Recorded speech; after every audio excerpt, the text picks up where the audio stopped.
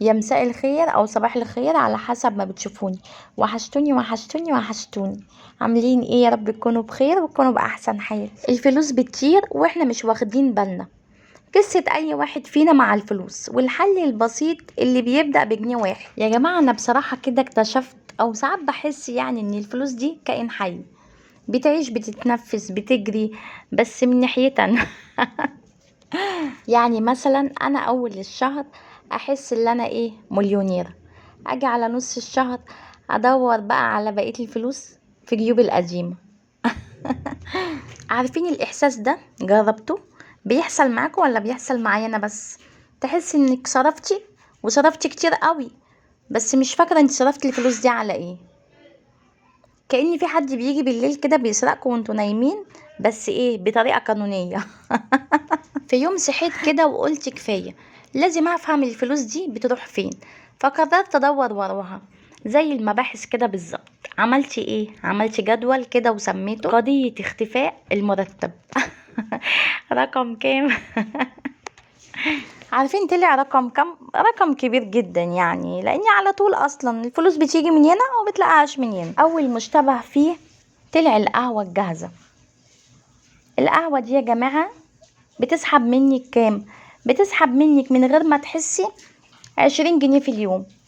يعني في الشهر 600 جنيه في الشهر. يعني أنا حرفيا بشرب القهوة اللي هي كوباية كل يوم من الكافيه ب20 جنيه، يعني ب600 جنيه في الشهر. يعني أكني بجيب موبايل جديد كل 6 شهور. تاني بقى مشتبه فيه وهو ايه؟ الأكل من بره. هو جميل وسخن كده وجاهز، وايه، مش قادرة اقول لكم بقى هو بيعمل ايه، بيخلص المرتب اسرع من الانترنت في البيت. ونيجي بقى على المشتبه التالت اللي هو ايه؟ اللي هو العروض. العروض بقى اللي تضحك عليكي وبتقولك ايه؟ اشتري 2 وخدي التالت ببلاش. طب انا اصلا ما كنتش عايزة الاول.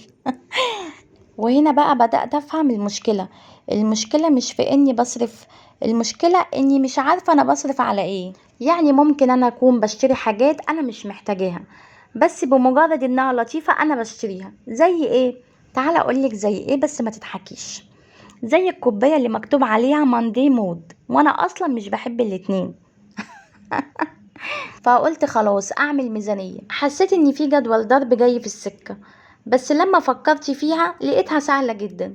وهي ايه؟ الفلوس اللي داخلة والفلوس اللي خارجة، والباقي اللي المفروض يعيش معايا، اللي هو اصلا ما بيقعدش. وهنا بقى انا وصلت للحل. حل ايه؟ حل الفلوس اللي بتطير مننا، اللي هي كانت بتبقى معانا في اول الشهر وما بتكملش معانا حتى لنص الشهر، اكنها بترضاش تقعد معانا او زعلانة مننا. عملتي ايه بقى يا امارات يا سكرات؟ عملتي ايه؟ لو عايزين تعرفوا عملتي ايه حطوا لايك وتعالوا اعرفوا عملتي ايه. حطيتي لايك؟ شايفاكم، ايوه كده. وصلوا على النبي يا بنات صلى الله عليه وسلم. عملتي ايه؟ قسمت المرتب على 3 أجزاء. 50% للحاجات الأساسية زي ايه؟ زي أكل، إيجار، فواتير. و30% للحاجات اللي تفرحني زي خروجة، حاجة كان نفسي فيها. 20% اللي هو الجزء بقى التالت، يعني الجزء التاني 30% للحاجات اللي تفرحني. الجزء التاني ده بقى اللي هو ايه؟ 20%.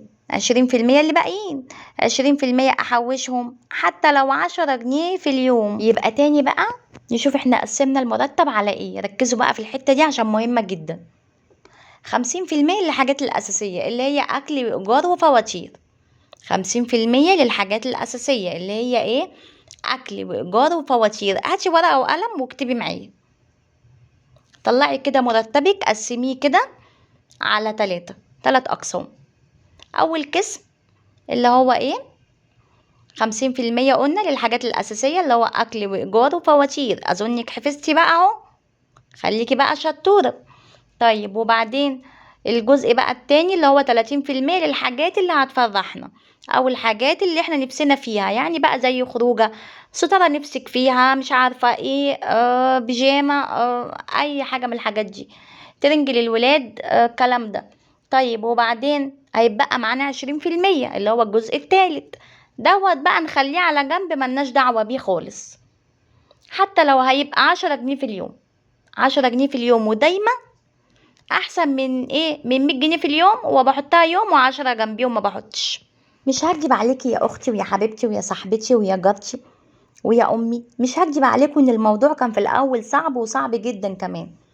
مش عايزه اقول لكم اني كل شويه كنت افتح الحصاله واقول انا مش غنيه لسه، ببقى عايزه اخد الفلوس. بس بعد كام اسبوع بدات احس ان في فرق فعلا.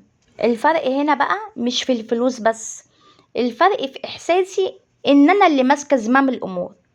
انا اللي بدير المرتب بتاعي وبشوف انا بصرف ايه وبجيب ايه وبعمل ايه، مش الفلوس معايا وابص الاقي محفظتي فاضيه وما فيهاش حاجه. لا وكمان ايه بقى، بدات اعمل حاجات بسيطه بتوفر من غير ما احرم نفسي. بعمل قهوتي في البيت واكتشفت ان طعمها احلى. وعايزه تعمليها مره ساده، مره تعمليها بلبن، مره تعمليها بالشوكولاته، تحطي عليها كده قطعتين شوكولاته، بتبقى تحفه على فكره، جربوها جميله جدا وبتحسن المود قوي. وبقيت اعمل كمان الاكل في البيت وبقيت اكل اكل بيتي وبيطلع انضف واحلى واطعم كمان، وببقى فرحانه قوي ان انا عاملاه بايدي. وبطلت اعمل ايه تاني، وقفت اشتري حاجات عشان شكلها حلو. بقيت اشتري الحاجات اللي انا بس عايزاها، اللي انا اصلا قبل ما انزل من البيت بكون كاتباها وعارفه انا نازله اجيب ايه. مش كل اللي يقابلني هجيبه، لا طبعا، اوعي تعملي كده، اوعي. خليكي ست بيت كده شاطره، خليكي كده شطوره ولهلوبه. وهنا بقى المفاجاه، تعالى اقول لكم حسيت بايه وبقى فعلا ايه اللي بيحصل. حسيت ان في حاجه غريبه بتحصل. الفلوس بدأت تطول معايا، يعني المرتب بقى يكمل معايا لآخر الشهر، معجزة رسمية. وتعالوا بقى أقول لكم على سر وأقول لكم إيه اللي حصل معايا. وفي مرة قررت أخد الفلوس اللي كنت بحوشها وأتعلم حاجة جديدة. دخلت كورس أونلاين ب200 جنيه. كنت فاكرة إن هي دي حاجة تافهة، بس دخلت وقلت ايه، ادخلي برضه وشوفي. بس اللي حصل بقى ما كنتش اتخيله.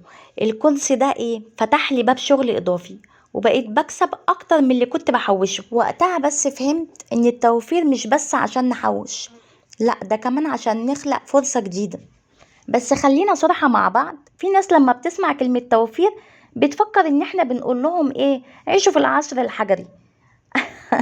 طبعا لا، الحقيقة مش كده خالص. التوفير مش حرمان، التوفير ذكاء. يعني مثلا بدل ما تشتري 3 حاجات مش لازمة، اشتري حاجة واحدة نفسك فيها بجد. بدل ما تصرفي كل دخلك، خليكي دايما سايبة لنفسك مساحة. وفي بقى كمان حاجة اكتشفتها مهمة جدا، ايه هي؟ اللي مش بيحوش بيعمل ايه، بيتعب نفسيا قبل ما بيتعب ماديا، لانك بتعيشي في توتر مستمر. وايه كمان، كل ظرف طارئ بيحسسك ان الدنيا وقفت، بدل انت اصلا مش معاكي جنيه للطارئ ده.